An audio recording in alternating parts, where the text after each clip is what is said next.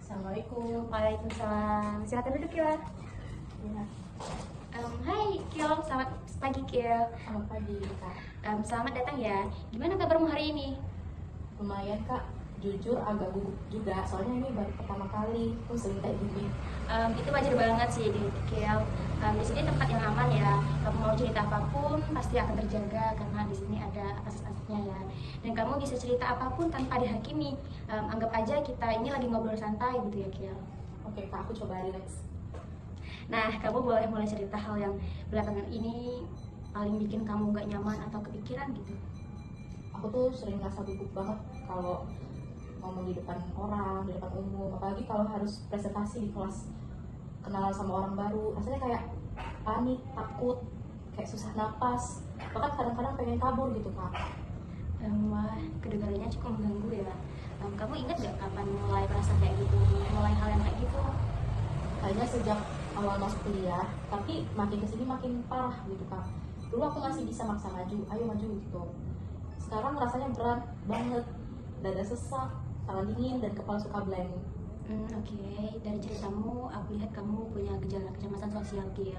Terutama saat kamu tampil di depan umum. Tapi kita bisa atasin ini bersama ya, dengan beberapa teknik. Apakah kamu bersedia dengan proses yang kita akan jalani? Sangat bersedia Kak, aku juga capek banget ngerasa kayak aku terus kayak gini.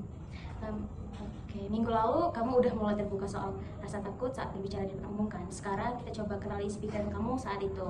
Kamu ingat nggak apa yang biasanya kamu ini langsung kayak muncul pikiran saat kamu tahu kamu itu tuh akan presentasi gitu?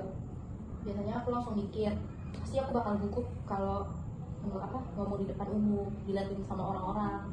Kadang juga aku pikir kayak mereka bakal ketawain aku gitu, atau nilai aku bodoh. Itu kita sebut automatic thought atau alias pikiran otomatis negatif ya. Nah, kita akan latih kamu buat sadar saat pikiran itu muncul, lalu kita ganti dengan versi yang lebih rasional. Kayak gimana tuh Kak? Misalnya gini ya, saat muncul pikiran kayak misalnya aku bakal gagal presentasi nih, kamu mikirnya kayak gitu, kamu bisa tanya balik ke diri kamu, apa buktinya aku selalu gagal, atau apa aku pernah berhasil meskipun gugup gitu.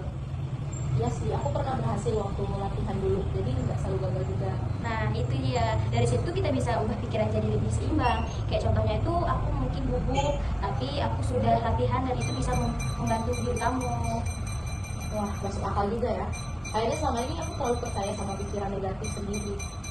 Oke, hari ini kita coba langkah praktis ya. Kita akan pakai teknik yang disebut eksperimen perilaku.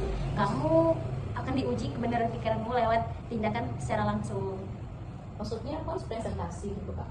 Tenang dulu Ki, belum kesana. Kita mulai dari hal yang kecil terlebih dahulu. Kamu coba ngobrol sama teman kamu, satu atau dua teman kamu ya. Ceritain sesuatu yang kamu suka, misalnya tentang film, tentang game gitu.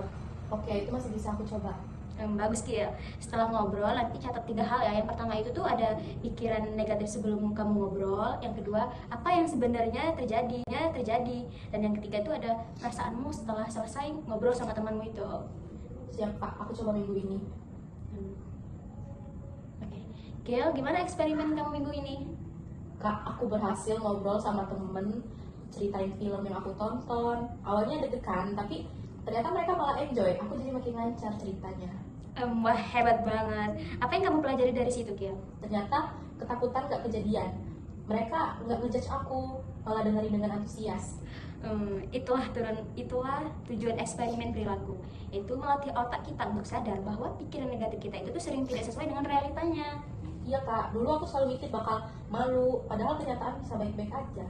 Oke, kamu sudah sejauh ini lebih sadar dan bisa mengelola pikiranmu dengan sendiri. Nah, itu tuh langkah besar dalam proses BT-nya.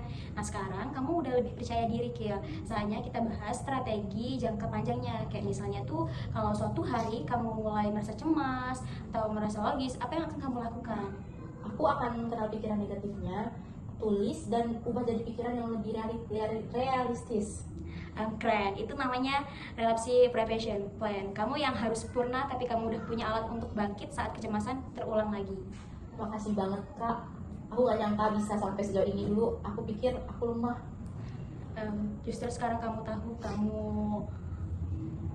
kuat karena kamu berani hadapi ketakutanmu sendiri. Terima kasih ya sudah terbuka selama proses ini. Terima kasih juga Kak. Sekarang aku lebih siap jalannya hari-hari ke depan. Oke, selamat datang kembali dengan ceritamu yang sudah sembuh ya. Ya, terima kasih banyak ya Kak. Iya. Permisi, assalamualaikum.